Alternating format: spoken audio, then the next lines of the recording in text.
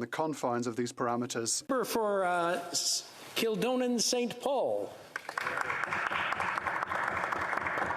Thank you, Mr. Speaker. I'm very glad to be speaking to this pressing issue that has really got Canadians glued to their televisions. That the convoy has been really all over Ottawa and across every major city in Canada, and we've even seen it spread to other countries around the world. So I'm very, very glad that after 2 long years of division on COVID, that we're finally beginning to debate this important matter in this historic House of Democracy. I did want to begin my remarks by, actually I forgot to say this right off the bat, but I'll be splitting my time with the member from Mégantic-l'Érable. So I did want to begin my speech a little bit about talking about what kind of politician I think you have to be to make a difference in this place. And I think every MP in this House has a bit of a different style. And when I first came here, I really, for me, I wanted to be a bridge builder. And that really came from where I grew up and where I went to university. I grew up in a small farming community in rural Manitoba to 4 generations of Canadian farmers, so I had very entrenched rural prairie upbringing and values.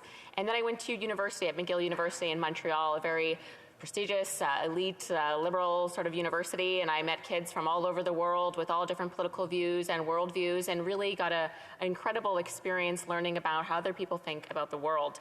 And I did find that often while parties will disagree and someone will say, I'm a staunch liberal, I'm a staunch conservative, or I'm a staunch NDP, there's actually a lot more that we have in common.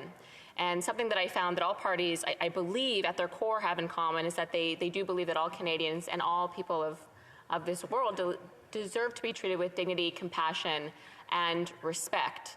And so that's how I approach these divisive issues that we as MPs encounter all the time, and they're never difficult, or they're never easy to talk about. They're very difficult issues. And I look to try to build a bridge so that we can come together as Canadians and agree on a peaceful path forward. And that's how I've been trying to look at the very divisive situation in Ottawa right now. And what I'd really like to see is a Prime Minister who calls for national unity. Last week I spoke in the House about a lot of the division that we're seeing in the country between East versus West, rural versus urban, and particularly now during the pandemic. And we have heard so much trauma from our constituents. If there's any member in this House that does not believe Canadians have been through trauma these past 2 years, they clearly have not been doing their job and listening to their constituents, Mr. Speaker. It has been horrific, the things that I've heard. We hear young children who are so depressed they don't want to eat. Eating disorders are through the roof. We've heard seniors and elderly in our care homes who've opted for medical assistance in dying rather than live 1 more month through isolation in care homes. I have had widowed elderly women call and cry to me on the phone of how lonely they are and they don't want to go on. I've had grown men who've called me crying because their businesses are falling apart. We know divorces, abuse at home, alcohol dependency, drug dependency, all of these terrible things are up in our country because people are just trying to cope and are breaking down. So from that perspective, I don't really see what's going on across the country as all that surprising. To me, it seems like an eruption of something that's been simmering of pain and trauma and frustration for 2 long years. And governments have not been listening to that pain and trauma despite having rapid tests, vaccines, and all different types of tools and scientific knowledge. Governments have repeatedly relied on harsh lockdown measures and divisive mandates to control this virus. Meanwhile, we are seeing a Prime Minister who today got up in the House and again othered Canadians who don't agree with him. This is a man for 6 years said diversity is our strength, but if anybody doesn't agree with everything he says, you're in the bad books and you don't get a chance to be heard. You don't have a right to be heard. And again, last week I brought to the floor of the House of Commons remarks he had said during that $600 million unnecessary election.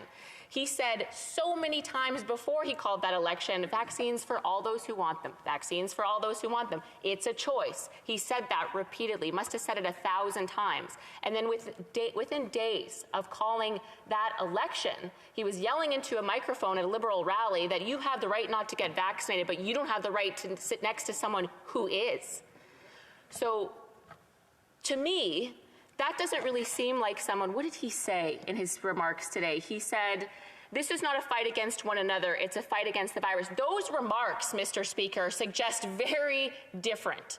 Very different. So when it comes to an election and scoring political points and winning votes, the Prime Minister is very happy to divide Canadians and pit them against each other for their different personal health views.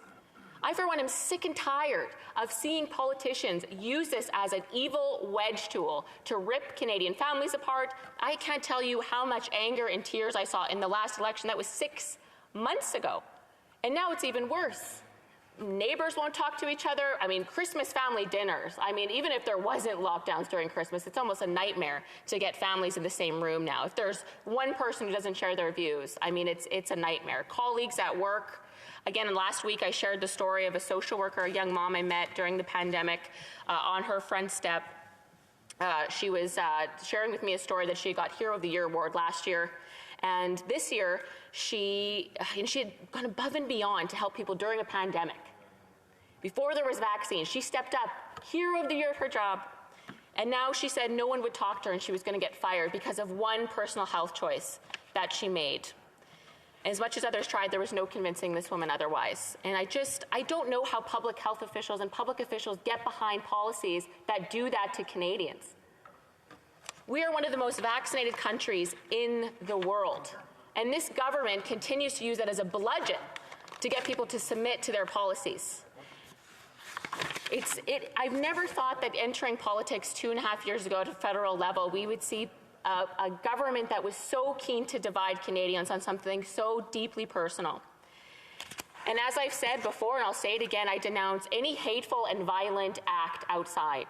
Whoever is up to no good, who's ever up to that kind of mischief and that kind of hateful rhetoric and those actions, shame on you.